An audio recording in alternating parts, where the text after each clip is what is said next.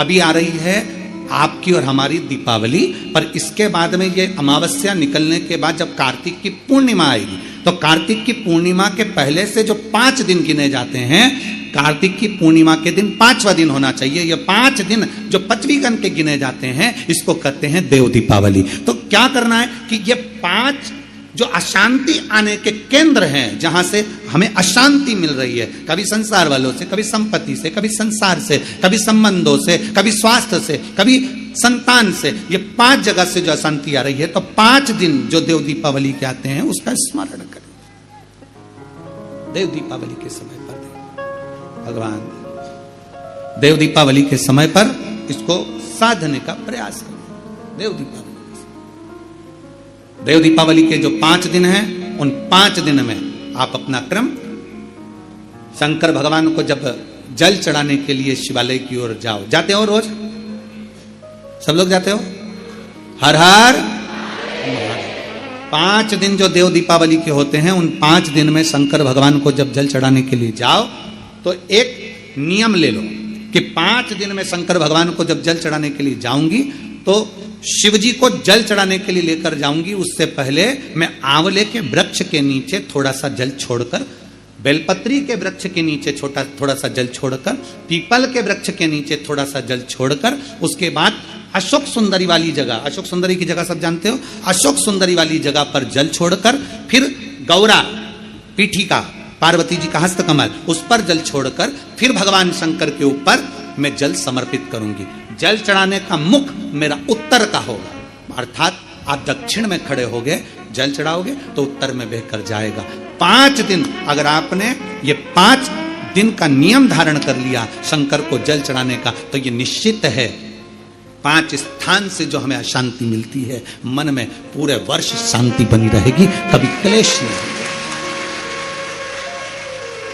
संपत्ति से अशांति मतलब लक्ष्मी नहीं आ रही है, टेंशन बना हुआ है, कोई पैसा खाकर बग गया, कोई कुछ लेकर बग गया, कोई कुछ कर बग गया, उस शांति के लिए भी हमें आंवले का वृक्ष, बेलपत्र का वृक्ष, पीपल का वृक्ष, अशोक सुंदरी का स्थान, माता पार्वती जी की पीठिका अर्थात हस्तकमल, और फिर दक्षिण में खड़े होकर शंकर के शिवलिंग को जल चढ़ाना, उत्तर की ओर जल बहकर जाना, भगवान शंकर से अपने मन की कामना करना। 5 दिन कार्तिक के महीने में 5वीं गण में जो हम शंकर को जल चढ़ाते हैं, ये हमें भगवान शंकर की ऐसी कृपा होती है कि हमारे शिव की पंचायत के 5 देव हमारे 5 जगह से आने वाली अशांति को रोक देते हैं और हमें शांति प्रदान करते हैं, सुख प्रदान करते हैं। 5वीं गण के 5 दिन शिव पंचायत के 5 देव हमारे 5 जगह से आने वाली अशांति को रोकने का प्रयास कर देते, रोकने का प्रयास, सुख का अनुभव करा देते। और मैंने तेरे ही भरोसे बाबा, तेरे ही भरोसे हवा बिच उड़ती जावांगी, डोर हथो छड़ी नामे कटी जावांगी। भोले मैं तेरी पतंग, शंभो मैं तेरी पतंग, हवा बिच उड़ती जावांगी, बाबा डोर हथो छड़ी नामे कटी जावांगी। शिव तत्व कह रहा है, भगवान शंकर को रिझाने का एक तरीका यह है। नारायण लक्ष्मी को, नारायण को दे रहे हैं भगवान शिव, भगवान शंकर क्यों दे रहे हैं, उसका देने का कारण क्या है? क्योंकि नारायण के अंदर समर्पण है। दूसरे का दुख देखकर जो दुखी हो जाए, दूसरे का कष्ट देखकर जो दुखी हो जाए, दूसरे की तकलीफ देखकर जिसके अंदर दुख धारण हो जाए कि इसको ठीक तरीके से कुछ मिल जाए, वो नारायण कर सकते हैं। एक सुंदर चरित्र आता है शिव महापुराण में, एक बड़ा सुंदर चरित्र आता है। आप कार्तिक के महीने की ये सुंदर कथा का जो रसास्वादन कर रहे हैं, भगवान शिव की कथा का रसतत्व ग्रहण कर रहे हैं, दीपावली महापर्व को जो कुबेरेश्वर धाम की पवित्र भूमि पर श्रवण कर रहे हैं, एक सुंदर चरित्र आता है।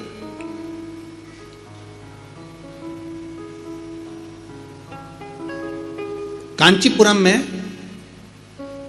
एक चक्रवर्ती, कांचीपुरम में एक चक्रवर्ती राजा चोल राजा रहते थे, बड़ा अच्छा राजा था,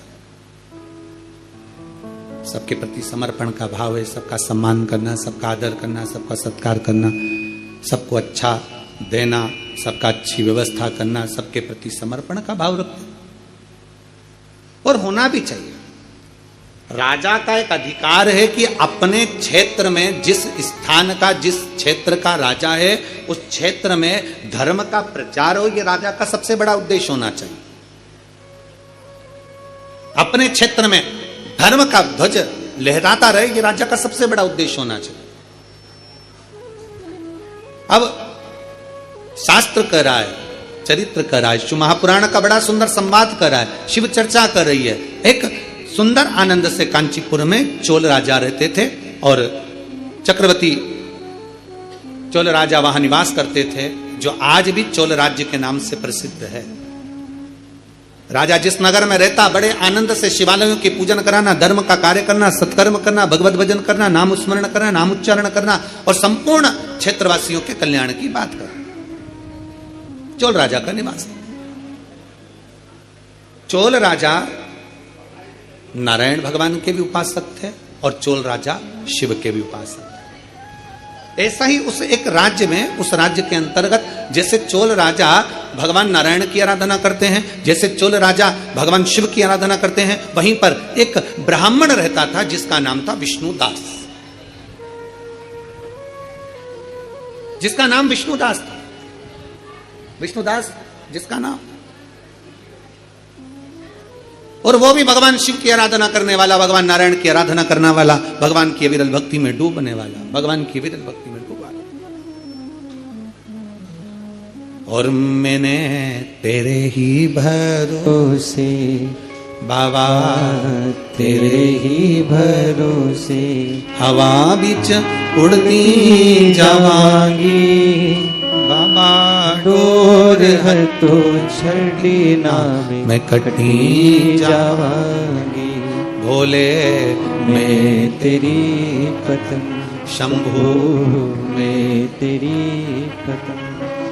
चोल राजा शिव की और नारायण की आराधना में लग जाता तो भगवान, एक ब्राह्मण रहता जिसका नाम था विष्णुदास, विष्णुदास, वो भी भगवान शंकर की आराधना में डूबा रहता, शिव स्तुति में डूबा रहता, शंकर की भक्ति में डूबा रहता, शिव तत्व में डूबा रहता। प्रतिदिन शिवालय जाना, शंकर की भक्ति करना, शिव की आराधना करना।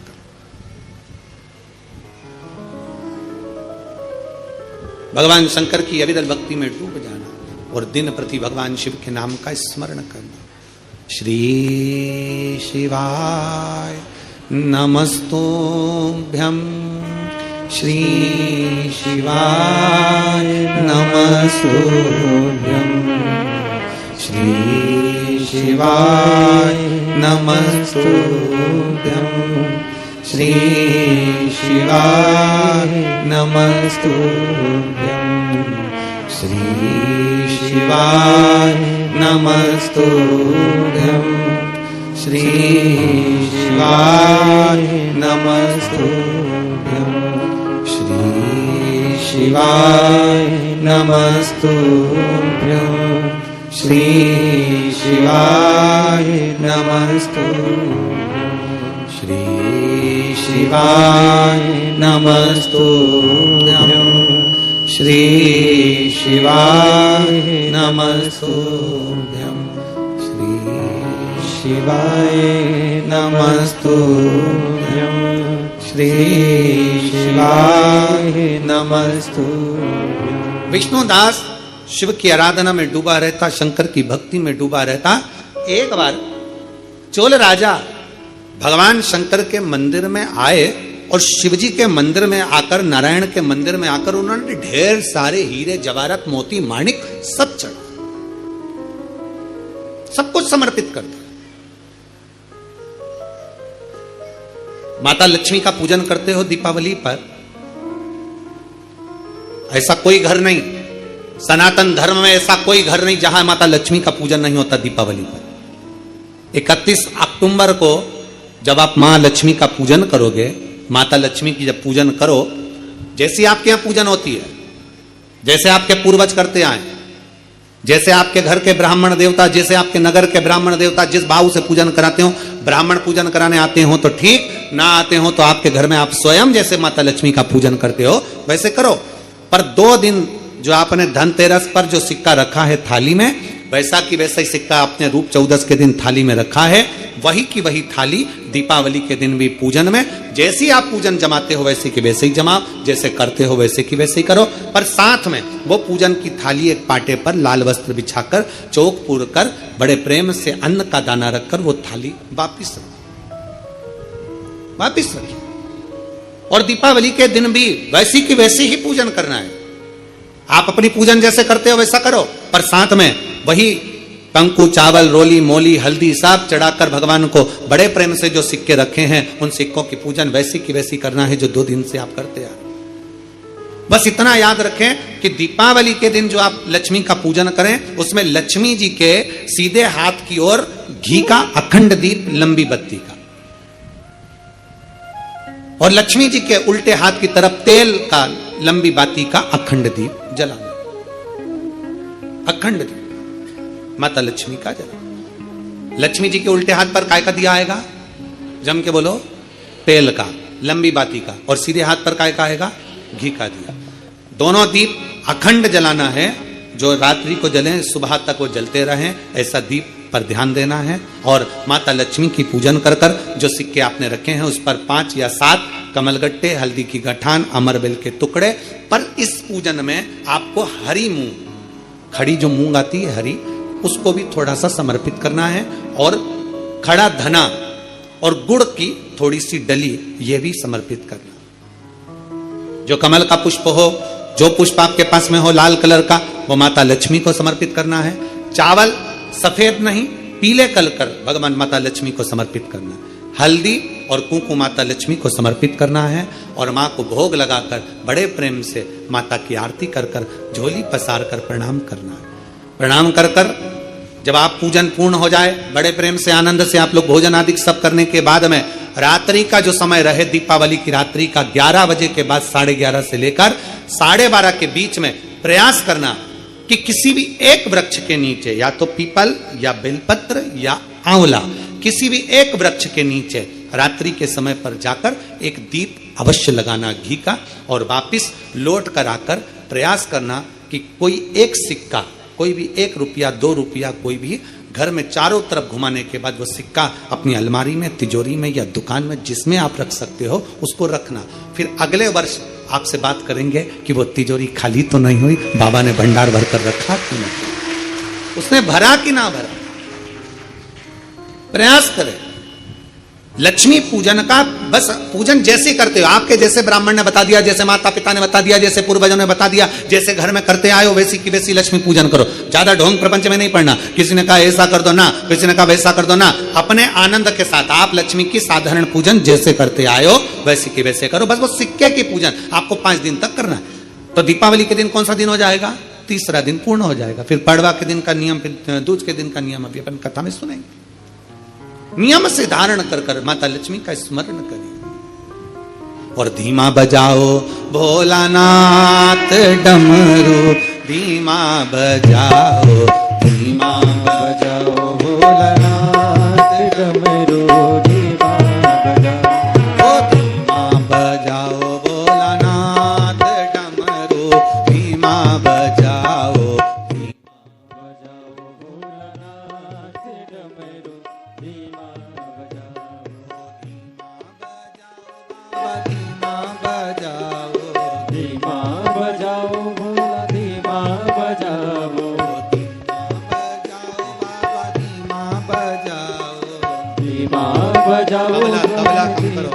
बजाओ, ओ धीमा बजाओ भोलानाथ डमरू, धीमा बजाओ, धीमा बजाओ भोलानाथ डमरू, धीमा बजाओ। बड़े भाव से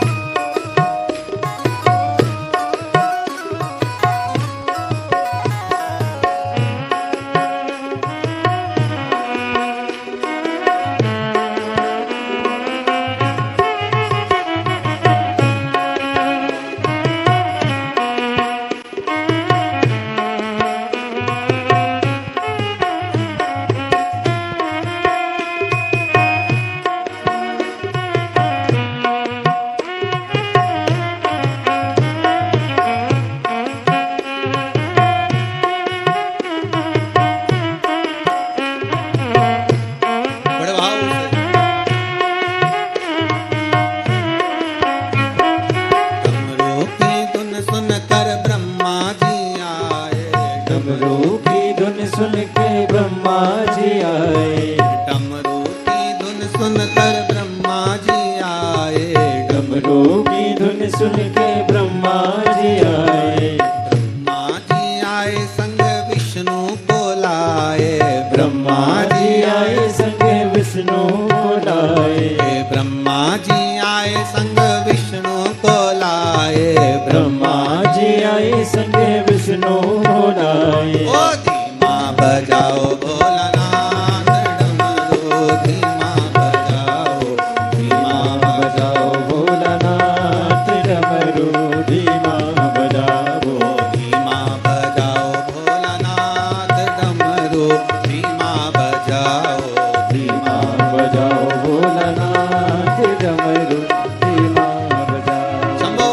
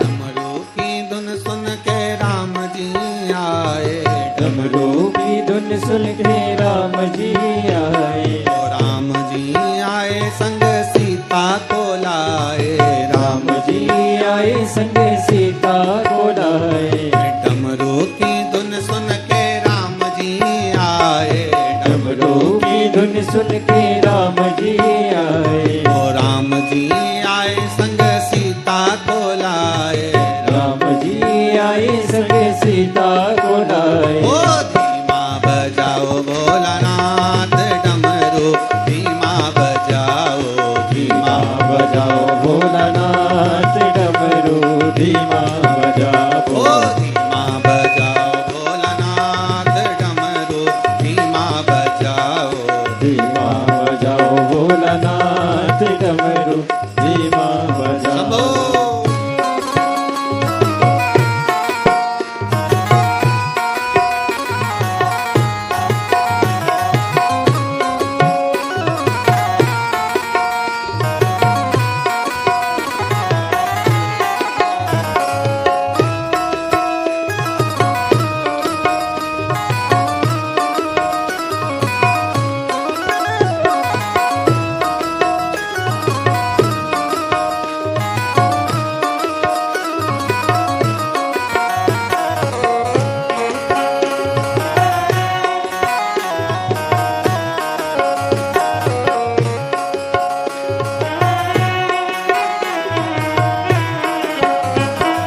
डमरू की धुन सुन के कान्हा जी आए, डमरू की धुन सुन के कान्हा जी आए, कान्हा जी आए संग राधा को लाए, कान्हा जी आए संग राधा को लाए, कान्हा जी आए संग राधा को लाए, कान्हा जी आए संग राधा को लाए। ओ